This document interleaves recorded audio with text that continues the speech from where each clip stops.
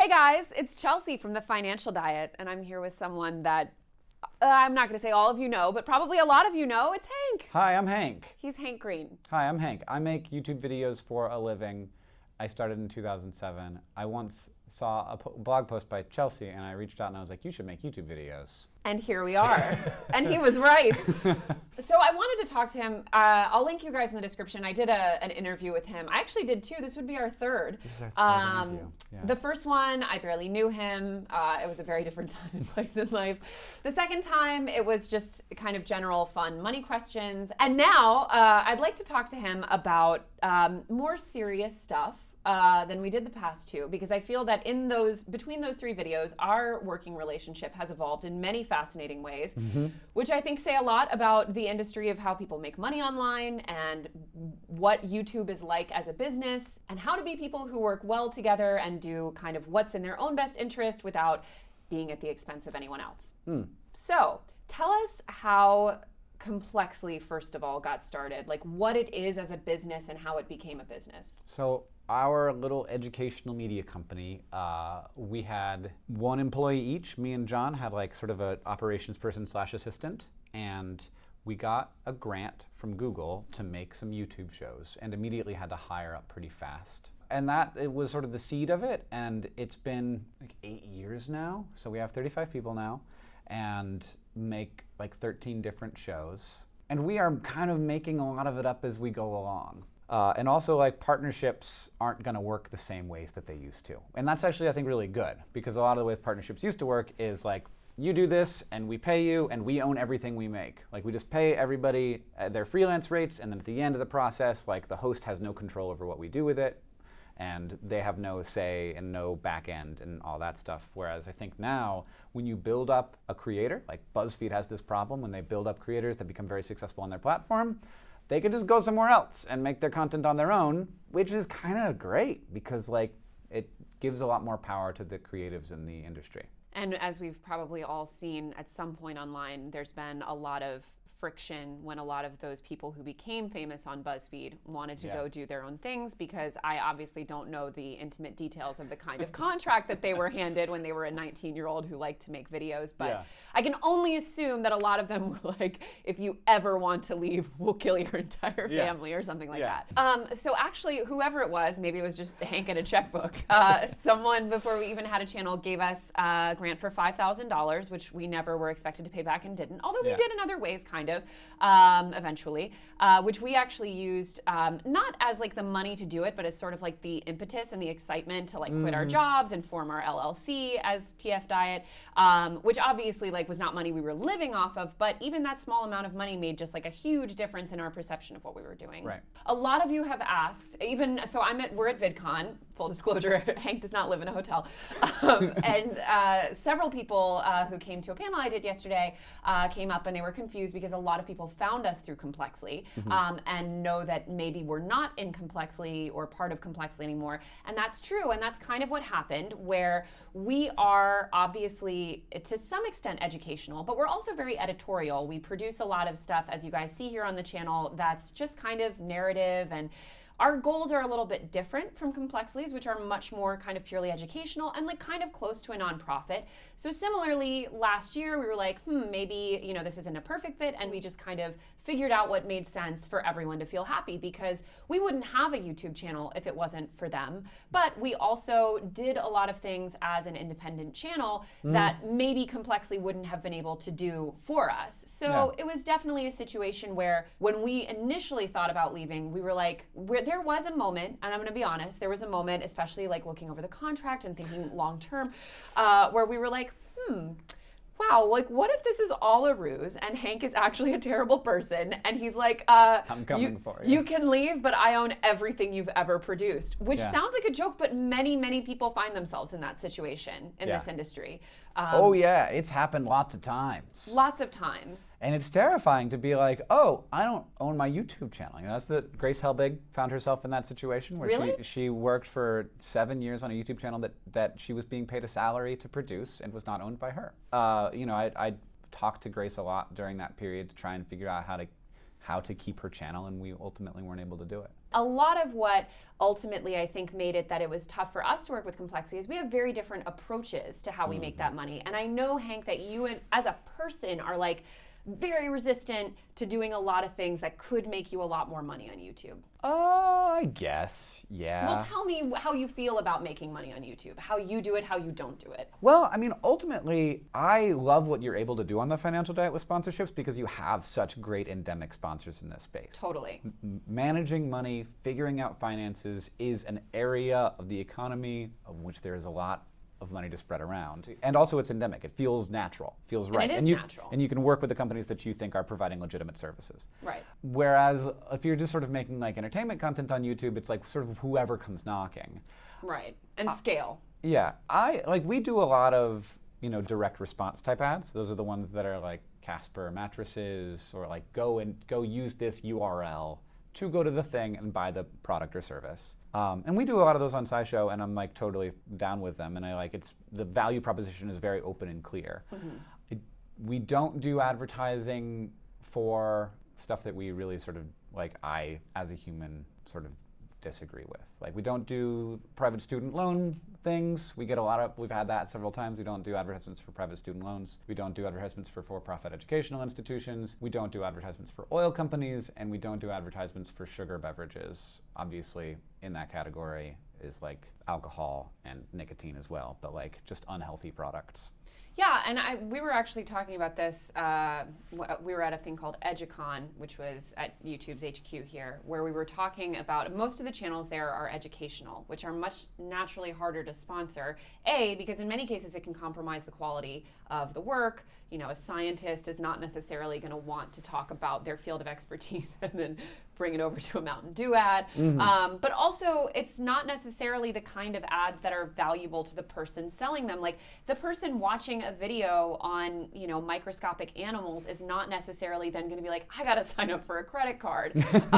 So the value that we're able to provide in that way is something that's a very unique positioning. Unlike that, then you have channels which are almost hostile to advertisements, like a sex education channel that has a really, really hard time getting funding, although it totally deserves it, which is why funding models like Patreon make a lot of sense for channels like this, and why we haven't done a Patreon, because it's easier for us to make money in other ways. Right. That's the thing that I think is really important when you're considering ideas on platforms like this. Like, the goodness of an idea is affected both by the size of the audience that you will reach and also your ability to convert that audience into revenue. Exactly. So with Crash Course, we can convert that audience into revenue through Patreon patronage because people understand the value of what they're being provided.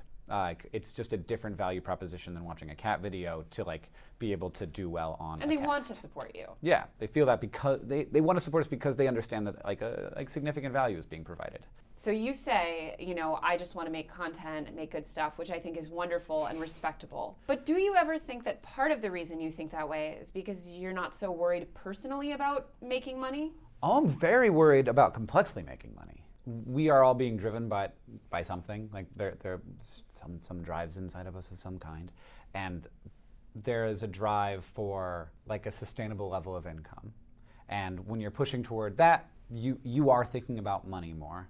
But there's also some people who have this drive for maximum income, just make lots of money. And I don't have that, and I think that does limit our growth. I think that if I wanted to make the maximum amount of money, if I wanted to grow the company as big as I could, I definitely wouldn't live in Missoula, Montana, for example. True. I think the company would be bigger. Maybe it would be doing more good. I don't have that. The never enough kind of thing is not part of my DNA. And so I think there's an important thing there to always recognize whenever we're creating that there are these sort of hidden motivations. And sometimes a motivation can sort of run out of fuel as you sort of get enough. And some people like to sort of cultivate the idea that there is never enough, because that's how they continue to drive their business forward and continue maximizing value for their shareholders or their investors or whatever. I think a lot of people also don't realize when it comes to producing YouTube content or internet content in general, that what you may see on the surface as an amount of money that a channel might be getting is in no way the amount of money that's going into that individual person's pockets. It goes into a pool which then pays salaries. And my salary is only $15,000 more than the lowest paid person at our company. So it's very much like we may get an enormous deal that seems big on the surface, we're doing a big event or whatever, but that has almost nothing to do with what I'm personally earning. And I think that that's something also that a lot of people who consume media and feel, for example, like if there's a big creator who seems to be earning a lot of money but also has a Patreon, their feeling is like, don't they have enough? But that's not always necessarily very connected to their personal income. I'm really drawn on this. Like, I think that part of me thinks that the dumbest, most boring thing you can do with money is just think about how you can make it into more money, and that it's a kind of disease. Once you reach a certain point. Yeah, of course. Yes. Yeah, I think like there are lots of people who are way over anything beyond what you could need, or even if you're thinking about the needs of your children. And it seems like a kind of disease to me, and it seems like it's at least a societal disease, because I think that it actually functionally hurts society in a lot of different ways. I think that people are looking to feel valuable, and if you keep throwing stuff into that hole, like, it doesn't actually fill up with anything, especially for more than like 6 months at a time, in my experience. So I think that if you're not like aware of it, you're just trying to inflate your status, and like, but then you see somebody else who has more than you and you're trying to work toward that. I do think that there's sort of the human condition is need. Like, we can't stop needing. And so you can either just continue to try to fill it up, or like realize that the human condition is need, and you will always need something. I love it, and I love making money, and I love creating sustainable projects, and I love employing people. And I love making money. I do. I think that it can be, in the way, like, it should be a surrogate for the value you create. And it should never be all of the value that you're creating is converted to money that you can use. Like, some portion of the value you create gets turned into money that you can then use to create more value. And I do believe that that money is that profit is a surrogate for added value that you create as a corporation. It also means that I can provide useful work for people and ways for them to make a living, and I love having employees, and I love having a stable company where I won't have to lay off my employees. Same. Because that's terrifying. That's the worst outcome. I like them. They're great. But let me hit you with this, Chelsea Fagan. I have a question for you. Hit me with it. What about the fact that somehow they have tied the ability of millions, tens of millions of people to retire out of poverty to the ability to the stock market to continue to grow? That was the sort of greatest trick the devil ever pulled. As a person who wants to retire someday, and with employees who want to retire someday, and they have 401ks, they need the stock market to go up. My long goal is that we eventually get to a place where more of this is state-owned. And it was super privatized, and lots of people are pushing for more privatization. Right. And so I feel like that's kind of unsustainable, similarly. But I also feel a lot of people, we don't get it in quite these words that you're putting it. But a very common question that we'll get at events and shit will be like, Miami's underwater in 50 years. Will my 401k even be valuable in a climate disaster? And my answer to that is that yes, this system is imperfect, and clearly there's a lot more of a need for a return to things like pensions and, government, not entirely government owned, but largely government owned retirement plans and things like that. Yes. But as of right now, if we are in a situation where your 401k is worthless, I don't want to sound dramatic, but there's going to be a lot worse problems than not being able to take out money from your retirement fund. There will be, I don't want to say Mad Max level, but it will be a very different world that we're living in.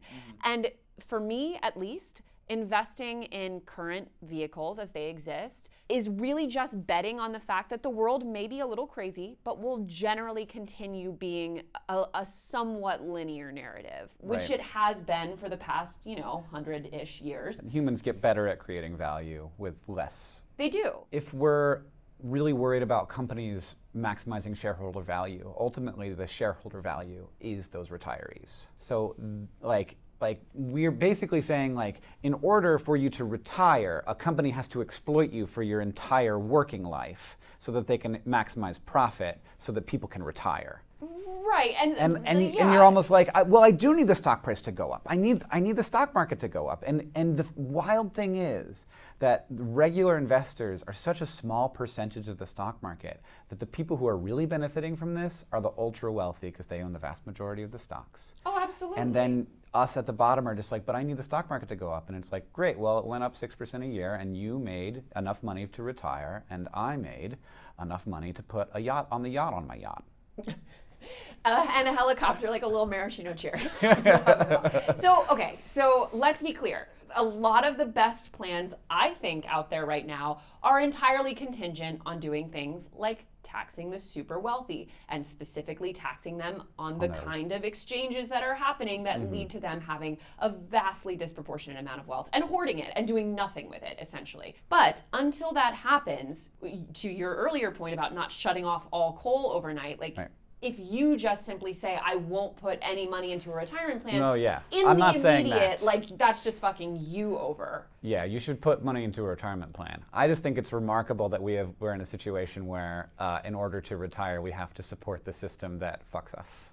The takeaway for me is that there's gonna have to be a moment at which the government, which I know is a word everyone hates, but that's ultimately just a collection of people too, steps in and kind of puts a little bit of a twig in the wheel spokes because it's not going to stop itself. And for example, like, why don't people have pensions anymore? Well, in large part because all of these companies now have to maximize their profit at all costs to then pay into the eventual retirement of the people whose pensions were taken away. So it's a system that is at its very core unsustainable.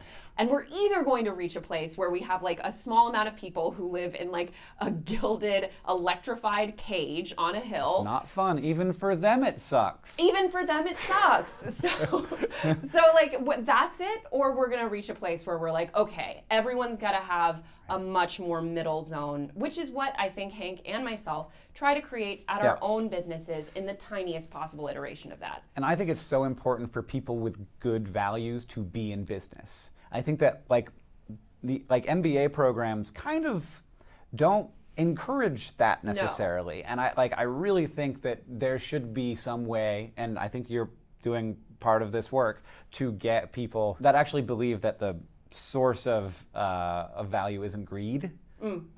It's like creating for other people. It's like creating good products and services. That like people like that need to be getting into business, and the more you get sort of jaded about it by what the dicks are doing, the fewer good people go into it. One of the biggest things, for me anyway, is when you look at these numbers and you realize that if it starts to get a little far, if you're starting to get in that mode where you're just about your own enrichment or the value of your company, and people in the company are maybe not doing so hot, you feel, if other people are able to see it, you feel that sting of shame and you realize this isn't normal, this isn't right. The reason that a CEO can earn 700 times what an employee earns is because people don't know that. People don't even know the salary disparities in their own office. So there's the amount of secrecy around wealthy people, what they do to have money, what they do to keep money, the value they are actually adding on a day-to-day basis, all of that is completely secretive and obscured. Right. And sometimes you ask yourself, why is money so taboo? And maybe it's because the way that we're treating it is problematic. We don't want to make it clear how unjust this system is. Because it benefits the people who are profiting from it. Yeah, so when you talk about it, like suddenly you're like, well, when I say it out loud, it sounds really unfair. And it's like, it is unfair. I wonder why that is.